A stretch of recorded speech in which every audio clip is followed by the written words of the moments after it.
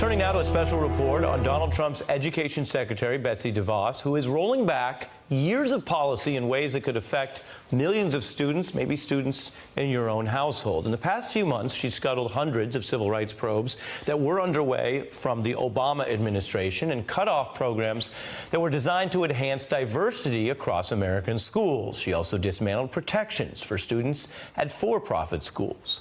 And DeVos came in as one of Trump's most controversial cabinet picks. The question that critics posed was whether she was more focused on business approaches than the public interest. What we're doing tonight is looking at how her record is bearing out. Consider 3 years ago, she said this. We're the beneficiaries of startups, ventures, and innovation in every other area of life. But we don't have that in education because it's a closed system, a closed industry, a closed market. It's a monopoly, a dead end. So what is she doing about her so-called monopoly dead end? Well, we're seeing her tenure touch on virtually just about all the controversial big-ticket items in Donald Trump's presidency, from civil rights to guns to, of course, immigration. Consider that DeVos refuses to say whether migrant kids split from their own parents would get to go to school or not. And she stunned many educators by testifying that teachers could become part of immigration enforcement, because they could then be able to call border agents to report on undocumented families. If a principal or a teacher finds out that a certain child is undocumented, or his or her family's members are undocumented, do you feel that that principal or teacher is responsible to call ICE and to have that family reported? Sir, I think that's a school decision. It's a local community decision. She also struck a very Trumpy tone on another fairly basic policy point, the issue over whether one admits that guns are dangerous inside school. You can't say definitively today that guns shouldn't be in schools? Well, I will refer back to Senator Enzi and the school that he was talking about in Wapiti, Wyoming. I think probably there, I would imagine that there's probably a gun in the school to protect from potential grizzlies.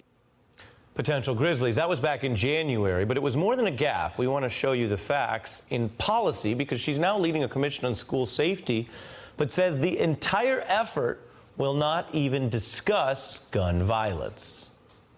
So you're studying gun violence, but not considering the role of guns. We're actually studying school safety and how we can ensure our students are safe at school. How can you ensure students are safe in school? Well, look at what endangers their safety. 59 school shootings, 59 deaths, 93 injured since DeVos was confirmed last year. Now, she also was part of funneling millions of dollars in donations to the Republican Party, which put her on the map for the Trump administration, but had zero prior experience in public education, something which critics say is part of the problem and has become very obvious in her public statements. So were you unaware when I just asked you about the IDEA that it was a federal law? I may have confused it. Have the public schools in Michigan gotten better? I don't know. Overall, I can't say overall that they have all gotten better. The whole state is not doing well. Well, there are certainly lots of pockets where the students are doing well. And those kind of appearances did open her up to ridicule all the way over on SNL. Well, I don't know anything about school, but I do think there should be a school. Well, I think the problem is that the words that were coming out of my mouth were bad, and that is because they came from my brain. Look, I may not be very good on camera, but behind the scenes, my ideas are much worse. Is it funny or is it true?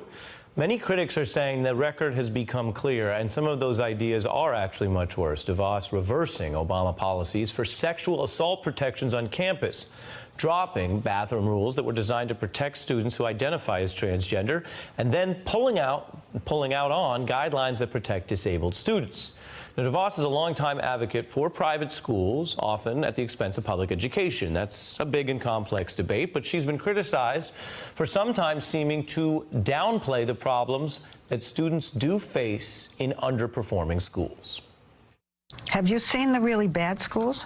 Maybe try to figure out what they're doing? I have not intentionally visited schools that are underperforming. Maybe you should. Maybe I should, yes. Leslie Stahl there on 60 Minutes. Maybe you should. A fair point to raise with someone in charge of all the schools. I mean, the ones that are perfect, they might need less attention. Now, here at The Beat, we reached out to the Education Department for this report to ask a follow-up because more time has gone by. Has DeVos actually gone out and visited any of those underperforming schools since March when she said that? Well, we found that just 2 of the schools out of the 24 she's visited are characterized as underperforming. In fact, the majority of the school visits during this period were to foreign overseas schools like those in England, Switzerland, and the Netherlands. Now, there are about 75 million students here in the United States and many different types of schools worth visiting. At least some, maybe half, ought to be the underperforming ones if they're the ones you want to help. The bigger point here, as we see the record, is that the things said, the things flagged, those so-called gaffes, they're making their way into education policy here in the Trump administration. And perhaps that dead end is something that Ms. DeVos was seeing in her own future. It's a closed system, a closed industry, a closed market. It's a monopoly, a dead end. Hey, I'm Ari Melber from MSNBC. You can see more of our videos right here, or better yet, subscribe to our YouTube channel below. You could have been anywhere in the world, but you're here with us, and we appreciate that.